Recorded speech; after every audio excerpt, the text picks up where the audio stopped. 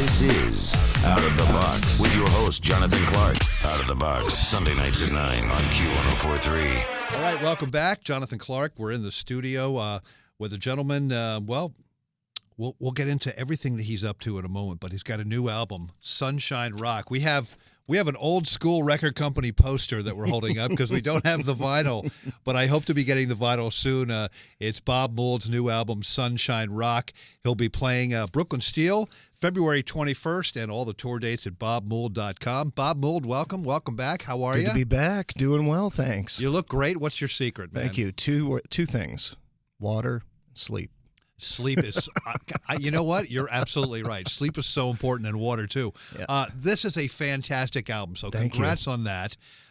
You've been spending a lot of time in Berlin for a couple of years now. What is it about that city that made you want to do that? Because you've lived in New York, you've lived in San Francisco. Had you always played there with Husker Du and Sugar over the years, or? Yeah, I started going to Berlin in the 80s as a touring musician. You know, would constantly go back for shows. Used to go occasionally just to visit friends. And 3 years ago, I knew I was going to have a little bit of free time at the end of the Patch the Sky campaign. Yeah. And, found a small place in Berlin. Just a wonderful city, it's, great arts, great music, great culture. Again, I have a lot of friends there. So yeah, it's been nice. And I also still have, I still have my place in San Francisco, but the majority of the time these days is in Berlin. And you don't speak the language, but you must be learning a few words. A little bit. Ich spreche Auf Wiedersehen. Ich spreche ein bisschen Deutsch. Yeah. So you can order a coffee, you can, if necessary. When you were in Europe, especially these days, and perhaps other places in the world, I've had this crazy thought.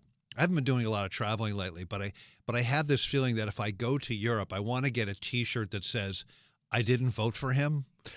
I think that would draw attention. Right, it probably would, because Yeah, maybe they think I wasn't an American, but then with that shirt, they can tell, and they just feel bad for us. Right. I don't think they're angry at us. There's as no people. weird vibe knowing that you're an American. And that, I think in Berlin, and I think in all major cities in Europe, there's these waves of gentrification that are based upon a tech presence.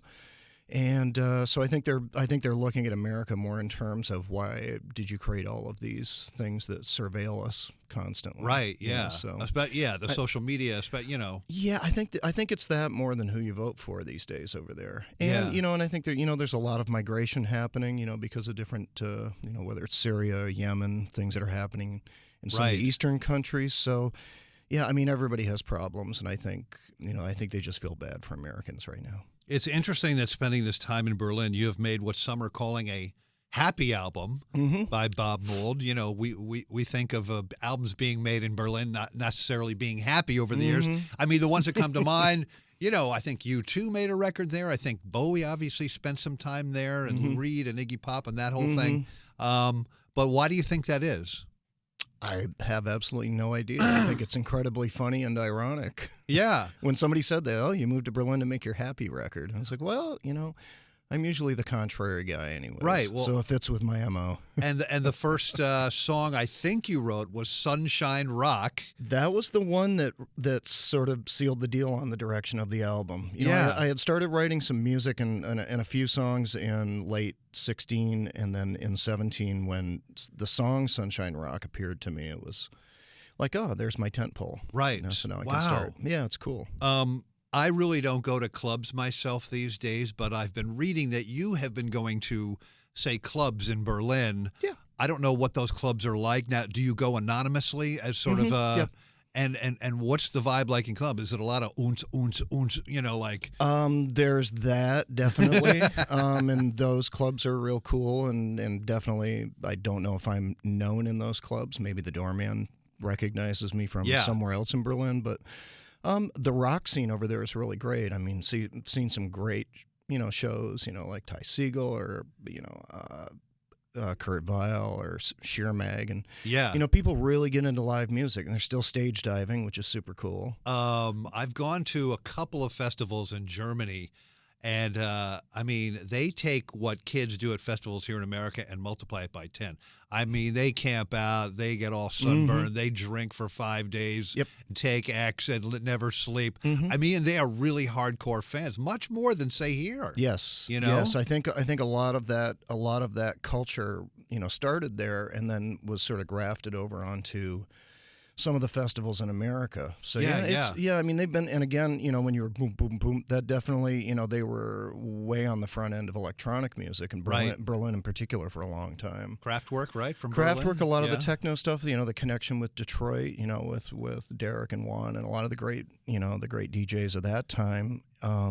So yeah, there's a real great appreciation of all kinds of music over there, and one is not bigger than the other, for the sake of getting rid of the other one. Sort of that rock is dead thing. It's not part of the narrative in Berlin. Grammys think rock is dead, but that's another topic entirely.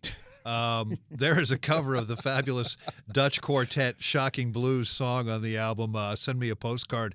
Most people know Shocking Blues' big hit, Venus, but I read that you have used this song as your intro music? Well, I mean, the 30 minutes between the end of a support act and the beginning of our show, right, yeah. I programmed that music, and it was funny when we had a spare day in the studio when we were making Sunshine Rock, and we decided to try a few covers, and I played that one for Jason and John, my rhythm section, and they said, "Oh, this one's great," and it sort of sounds familiar. I'm like, yeah, it's usually at about the 15-minute mark of our pre-show, so you've heard it for 5 years. Right, wow. I think Nirvana's first single from Bleach was Love Buzz. Another Shocking Blues song. Cool. Yeah. And I didn't know that. I was reaching this, researching Shocking Blue, and Nirvana covered Love Buzz on Bleach. I didn't know that. Have you read Trouble Boys, the Replacements book, yet? I glanced through it, yeah. Okay, because you're prevalent in a lot of that. Yep, I did speak with Bob Mayer, so yeah. That's good. Yeah, it was nice. So I think he did an excellent job sort of chronicling their rise and fall. Right. So. There are strings on this new album. These are real strings. They are not keyboard strings. Correct. How did you manage to get an orchestra in Prague to do your strings? Well, the strings for this record were a last-minute decision about, I think it was maybe 2 weeks before we went in for tracking. I had all these extra melodies and thought, I'll just build them out as string parts. I did all the arranging and then got together with a friend of mine from Chicago who's a cellist, and she helped clean up the scores, and then we sort of had them proofread one more time by a fellow who does a lot of stuff for Brian Wilson, and then, contacted the Prague TV Orchestra, via, a company in London that handles these kinds of things. Yeah. Sent them the scores and then did our basic tracks, sent those to them, and didn't take them long at all. Because that's just amazing. I always imagine, you're a rock band, and that somebody actually has to chart out your music and digitally and like email it, and it has to be printed out, and these musicians have to have it on these stands in front of them in order to play it. I'm always fascinated by that process. The process, it's not a terribly long process, but it has to be, pretty much perfect. And the big thing to me, once we got all the scores done, the last bit of information was, if you put these little sort of high thatched roofs over a certain note, that's the signal for everybody to switch their bowing. Really? So if they see that, then it's sort of seamless. Wow. Then the conductor doesn't have to deal with that. Very interesting. So it's sort of like in the middle of the third bar when everybody has to sort of switch back. And now, do you read music at all? Nope. No. I mean, I can look at it and know what clef it is, but no. Right, yeah. No. I've been playing songs from the new album on this show for a while now. There's a video for the song Lost Faith, and we were talking about this briefly before we started the interview. It's like a combination Black Mirror, Born Identity, The Game, that movie with Michael Douglas and Sean Penn. It's really cool. You even get shot with drugs in your neck at one point. Who came up with this idea? Where did you shoot it? Well, the video was shot in Berlin last September with two friends of mine, Philippe Virus and Mario Bergman. And they're cinematographers. Philly has done a lot of stuff over the 90s, especially with Atari Teenage Riot. Okay. He does a lot of stuff with Dinosaur Jr. So he's a good friend of mine in Berlin. we had a weekend to make a video. We looked at everybody's strong suits and looked at the assets and things that we could do, locations and stuff. And it took me a couple hours to come up with the storyline. Well done. Yeah, thanks. Put it together and showed it to those guys, and they said, like, yep, we can do this all in a day and a half. Oh, fantastic. Well, especially these days with the technology, it's got to be a lot easier than, say, making a video for Sugar back in, when you have to, like, go for 2 days or something like that with a huge camera crew and craft, catering and everything like that. Yeah, a lot of this was one big camera, one run and gun camera, and one drone to get all the overhead stuff. Right. Yeah. So. There's chase scenes and you're running through. It's amazing. It's so good. His name is Bob Mould. The new album Sunshine Rock. They're playing Brooklyn Steel February 21st. All the tour dates BobMould.com. Again, Bob, great to see you. And congrats on making such a great album. And back to back, your albums are so fantastic. And I wish you the best of luck of this on the tour. I'll see you at Brooklyn Steel, obviously. Excellent. Great. And please come back here anytime. Thanks, and thanks for the support. This is Out of the Box with your host, Jonathan Clark. Out of the Box, Sunday nights at 9 on Q1043.